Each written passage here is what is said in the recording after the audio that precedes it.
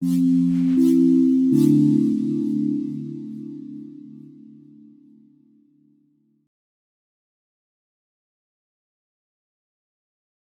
there, my name's Nadia Jogi and I'm a PhD student in the School of Geosciences here at the University of Edinburgh, and today I'm going to be giving a short talk about the topic of my PhD, which is coralliths.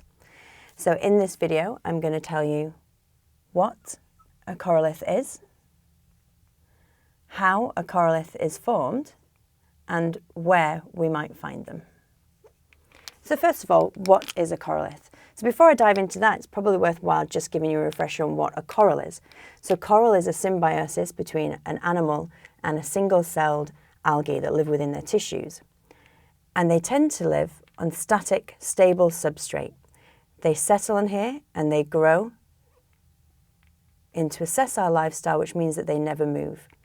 And by having this sessile lifestyle, it means it limits the amount of light variability and temperature variability that they experience. And this is important because the symbiosis between the coral and the algae itself, if any strain gets put on that, so any large fluctuations from light and temperature that the coral usually experiences on a yearly or daily basis, can put a strain on that relationship and it can cause them to dissociate, otherwise known as coral bleaching. So what is a corallith? Well, a corallith is an unattached mobile coral. It is not attached to any substrate. They can come in various different sizes or shapes. And because they're mobile, and because they get moved around by wave action, rolling them around on the seabed, it means that they experience quite a lot of variability in light and temperature. But they seem to cope with this really well. Sometimes you might find that they're half buried in the sand, and yet the tissue underneath does not die. It can sometimes bleach and go pale, but the polyps there actually stay alive.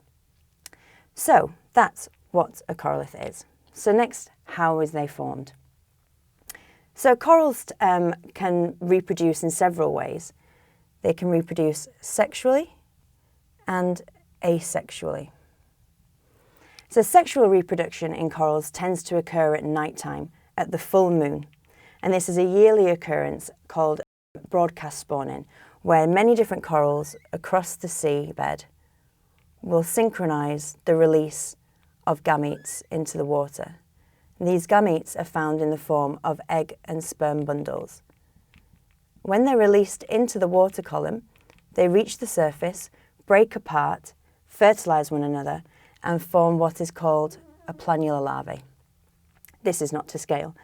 Planula larvae are microscopic. And so these planula larvae then get swept away by the sea currents or wave action, and they do have the ability to swim to a certain extent, and then will eventually find an area that they want to settle on.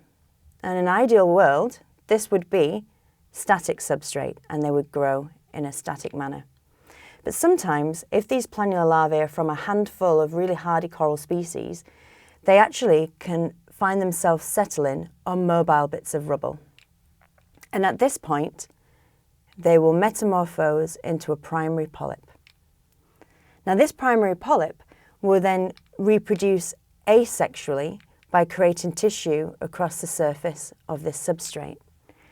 As these roll over, this gets turned and the tissue will continue to grow until it covers the entire surface of that substrate.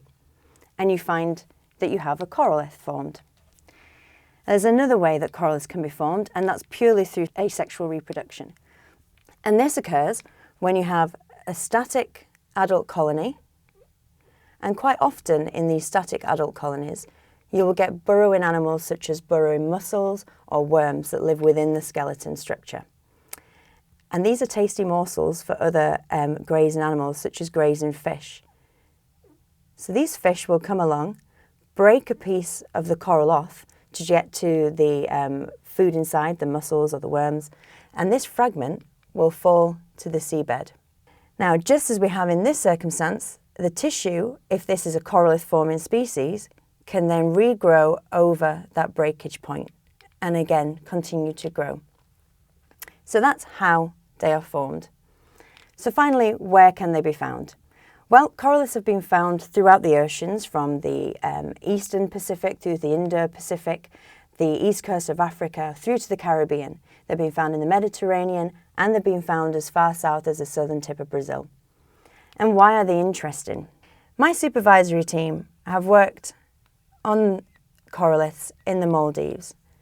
And previous to this, lots of people have documented where they can be found, but not really looked at the ecological role that they might play in an environment.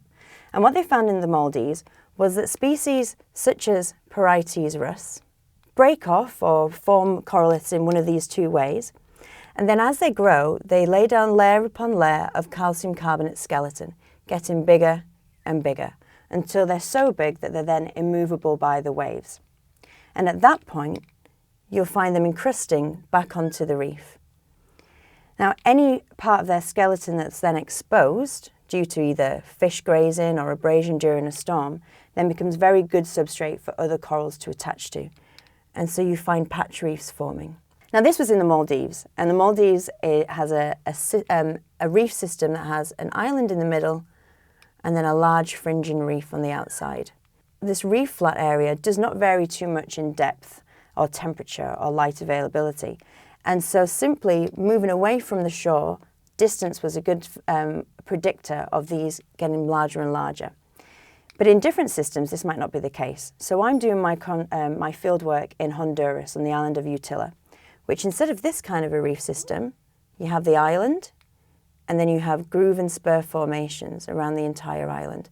So very different system with patch reefs forming off the coast. And so do we see coralliths having this stabilising, habitat forming capability in other systems? Well, that's one of the questions that I'm going to be investigating over the next few years of my PhD.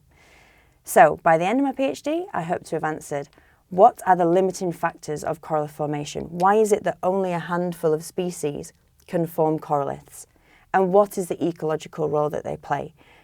Do we see a stabilising mechanism that we see in the Maldives, this habitat formation, or do they form another ecological role? Thank you for listening.